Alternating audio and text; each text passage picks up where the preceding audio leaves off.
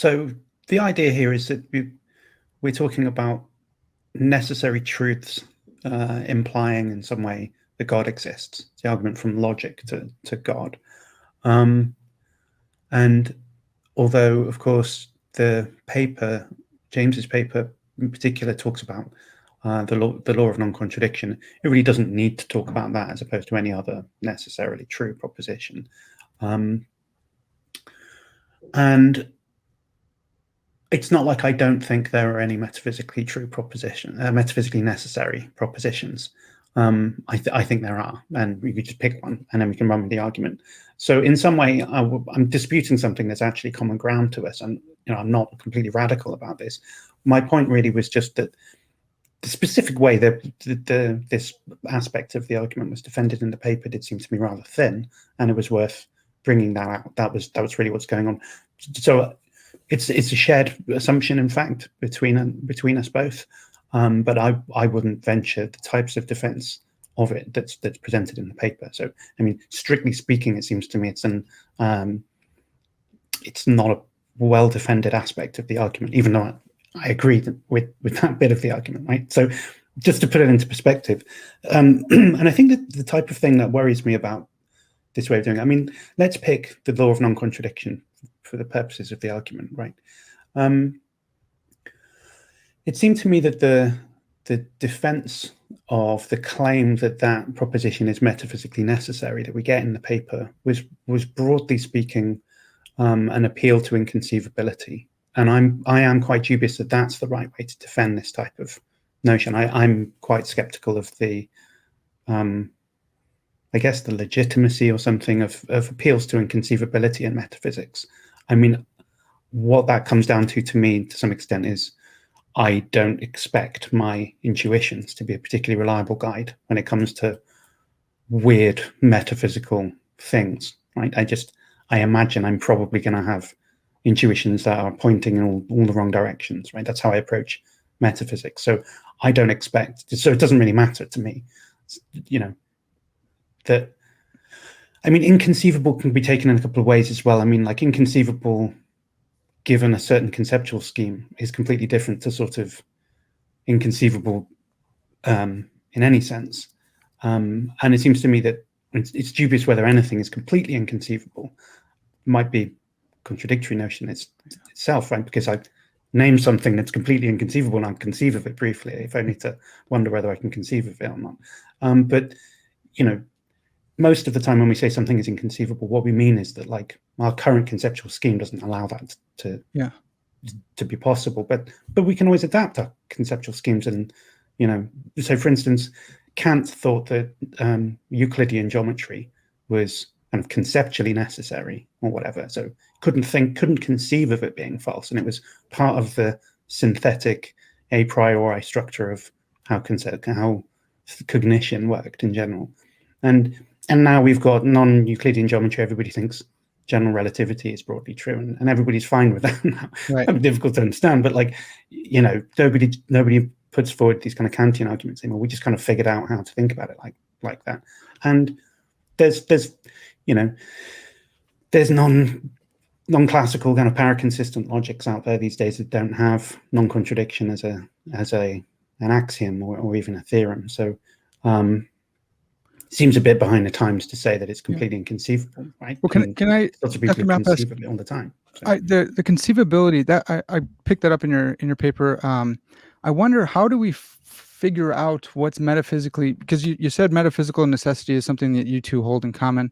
How do we find out what's metaphysically necessary without using conceivability as a guide in our metaphysics? Well, I mean, it's a very good question. Metaphysical possibility seems to me is a bit of a mess as a notion in general. Right? No one's really got a good idea of what that is.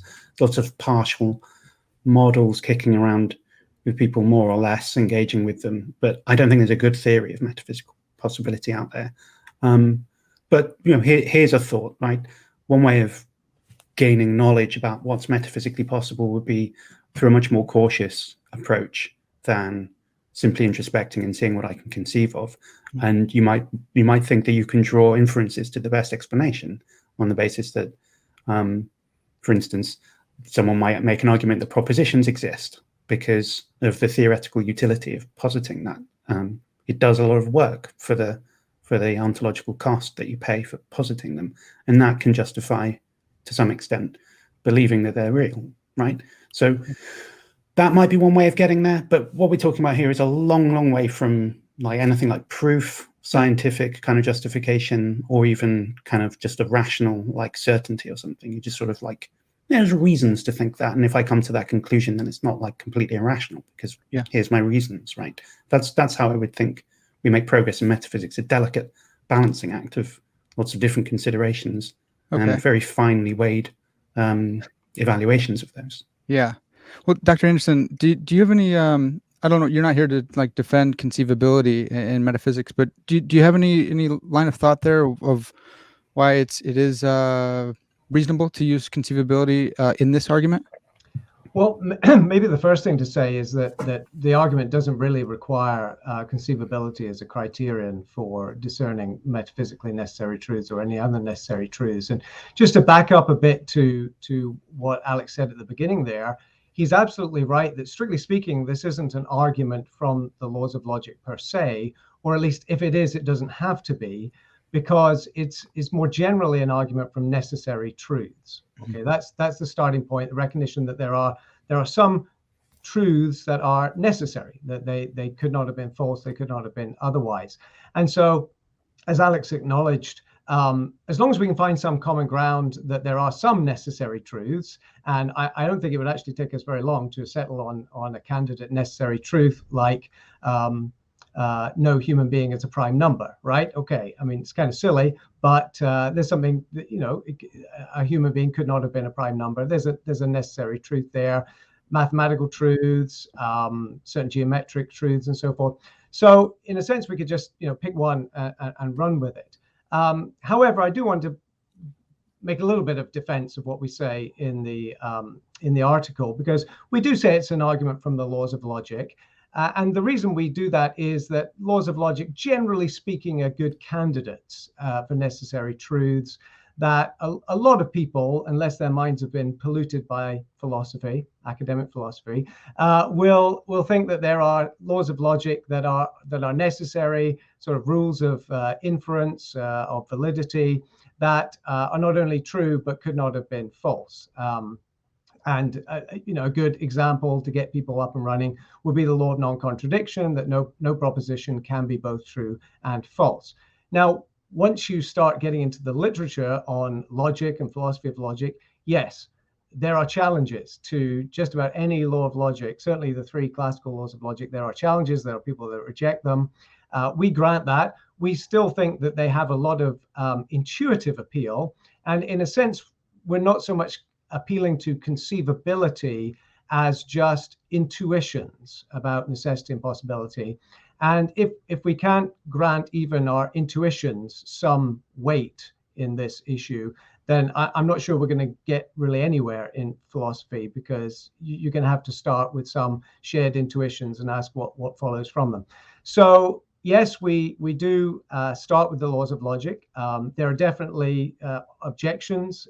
There are non-classical logics, but nothing crucially hangs on us taking any particular law of logic as the starting point for the argument. So if we could agree that 1 + 1 = 2 is a necessary truth, that it could not have been false, or that no one can be both human and non-human at the same time in the same sense, we could go on. But I think we've got enough to get up and running. One other thing I would say is that although Alex focuses on this term metaphysically necessary, and I do think there are metaphysical necessities, that's not actually our definition of necessity when we refer to necessary truths.